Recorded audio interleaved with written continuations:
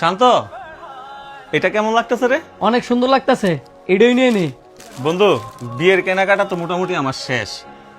আর ওই যে আমার ড্রাইভার আসছিল, যে ওর জন্য কি কিছু একটা কিনা দিব নাকি? আর ড্রাইভার মানুষ আর কি দিব? তোর ড্রাইভার সবসময় তোর সাথে থাকে, আমি মনে করি দেওয়া উচিত। আচ্ছা, তুই যেহেতু কইতাছস, একটা কম দামি পাঞ্জাবি কিনা দিয়ে দি। ভাই, একটা কমের মধ্যে পাঞ্জাবি দেখান তো। স্যার, 1000 নিচে দেখাবো না 1000 উপরে দেখাবো? আরে ভাই, 1000-এর নিচে দেখান, এটা তো আর আমার জন্য না, ড্রাইভারের জন্য নিব। স্যার, এই পাঞ্জাবিটা দেখতে পারেন, 700 টাকা। ভাই, আর একটু কমের মধ্যে নাই?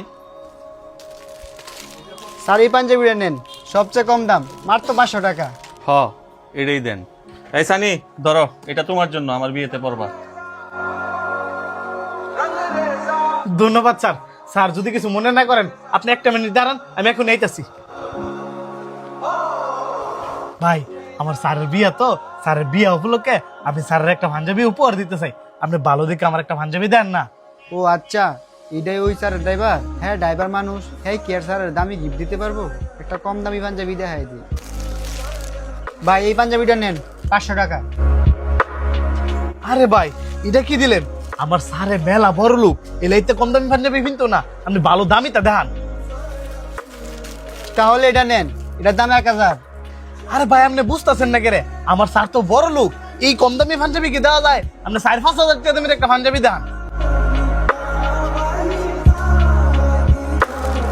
ভাই, এটা আমার দোকানের সবচেয়ে ভালো পাঞ্জাবি, 5000 টাকা।